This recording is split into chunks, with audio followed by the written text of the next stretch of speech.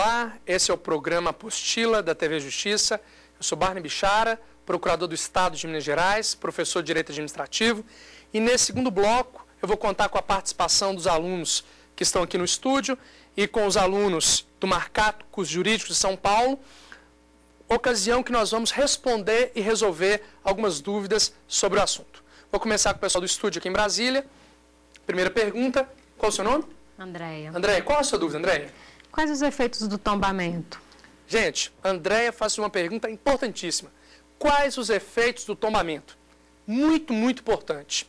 O tombamento, ele está definido, as principais regras de tombamento estão definidas no Decreto-Lei 25 de 1937. Gente, se você faz concurso, você tem que estudar o Decreto-Lei 25 de 37. Mais do que estudar, você tem que sabê-lo. Não tem jeito. E esse decreto, ele vai trazer, entre outras coisas, os efeitos do tombamento.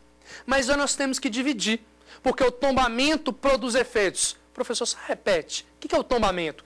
É aquele procedimento administrativo pelo qual o poder público institui restrições parciais sobre bens móveis ou imóveis, cuja conservação seja de interesse público, por sua vinculação a fatos da história ou pelo excepcional valor artístico, paisagístico, arqueológico e etnográfico.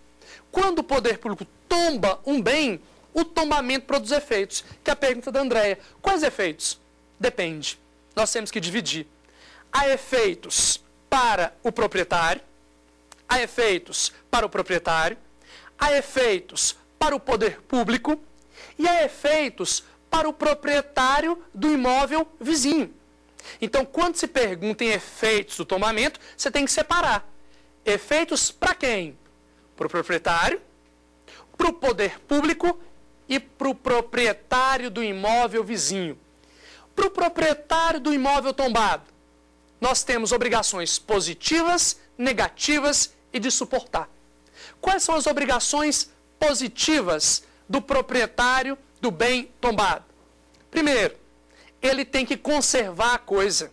Se ele não tiver condições de conservar a coisa, ele tem que procurar a administração e falar: ó, administração, eu tenho uma casa aqui em Ouro Preto, na qual viveu Tomás Antônio Gonzaga no século XVIII, só que eu não consigo conservar.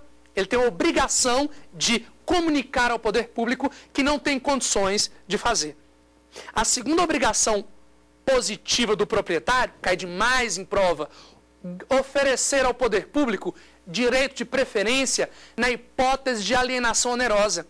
Eu sou proprietário da casa tombada, eu posso alienar? Claro, eu ainda sou proprietário, mas eu tenho que procurar o poder público e garantir direito de preferência. Obrigações negativas. Quais são as obrigações negativas do proprietário? Não destruir a coisa, não mutilar a coisa, não sair do país sem autorização do poder público, porque a coisa tombada pode ser móvel. Eu não posso sair do país com essa coisa. E a obrigação de suportar. Eu, proprietário, tenho a obrigação de suportar a fiscalização. São as obrigações para o proprietário. Para o vizinho, para o proprietário do imóvel vizinho, há uma obrigação negativa. Não poluir visualmente a coisa. Não posso colocar um neon, porque na casa do lado viveu o Tomás Antônio Gonzaga. Eu não posso fazer nada que prejudique a visão, a visibilidade, a aparência do bem tombado. Para o poder público, quais as obrigações o tombamento criam para o poder público? O poder público também tem obrigações positivas. Quais as obrigações positivas do poder público? O poder público tem que registrar o tombamento. O poder público tem que ir no cartório e registrar que aquele bem foi tombado. E há uma obrigação de fazer, mais uma obrigação de fazer, mais uma obrigação positiva, que é de fiscalizar a manutenção da coisa, a manutenção do bem, para ver se o bem está sendo efetivamente preservado. São os efeitos do tombamento. Importantíssimo. Para o proprietário, fazer, não fazer e suportar, para o poder público e para o proprietário do imóvel vizinho.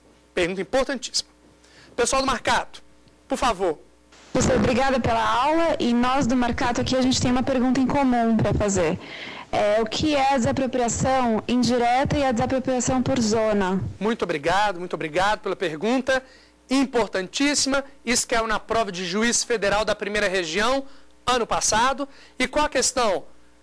o que é desapropriação indireta e o que é desapropriação por zona.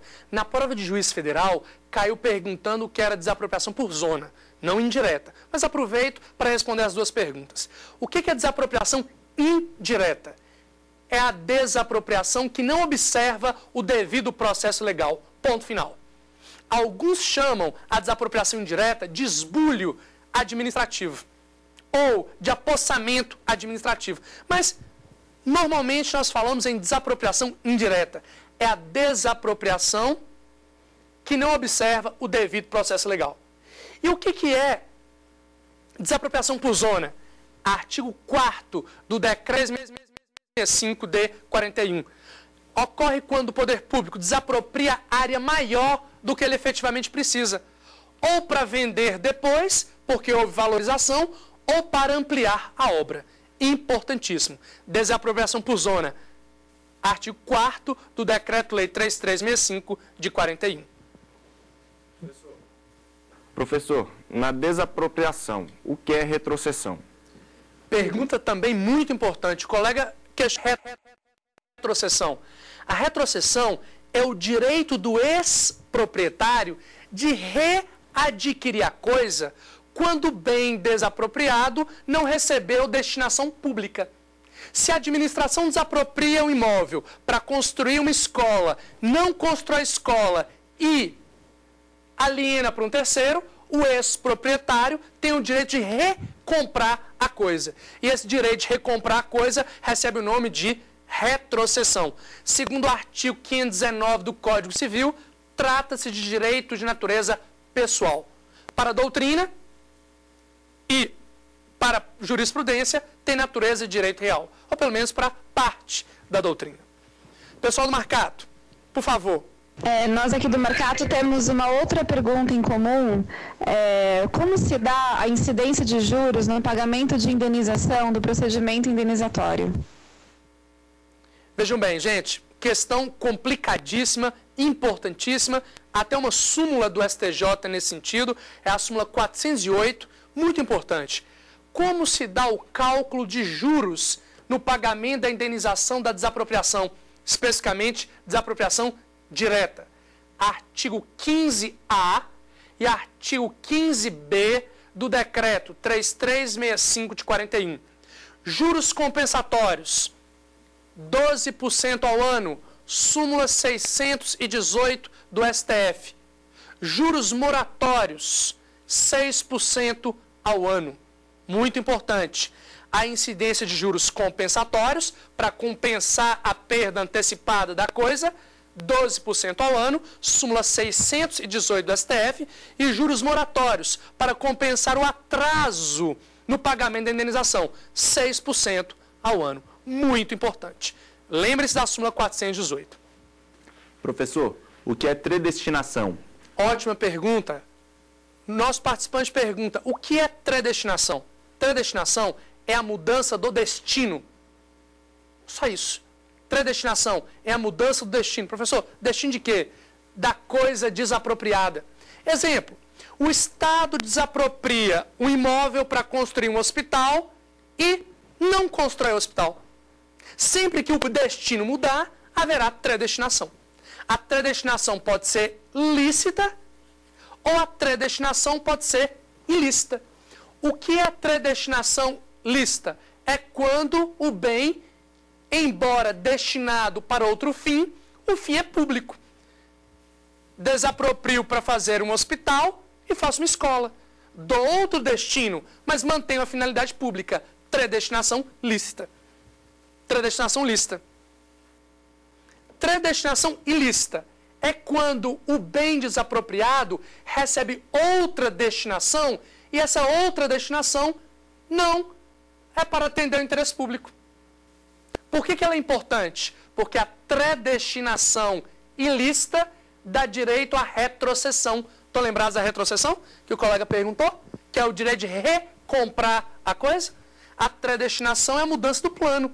Pode ser lícita ou ilícita. Se lícita, embora mudado o destino, ela é válida. Se ilícita, enseja direito à retrocessão. direito de readquirir a coisa. Pessoal de São Paulo. Professor, como o poder público institui as servidões administrativas? Muito bom, muito boa pergunta, porque temos divergências doutrinárias. Maria Silva de Pietro diz que a servidão pode ser instituída por lei, por acordo ou por decisão judicial.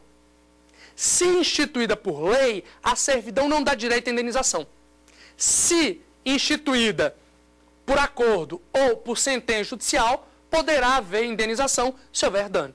José dos Santos Carvalho Filho, discordando da professora Maria Silva, diz: não, servidão administrativa se institui por acordo ou por decisão judicial. Muito cuidado, duas posições aí diferentes.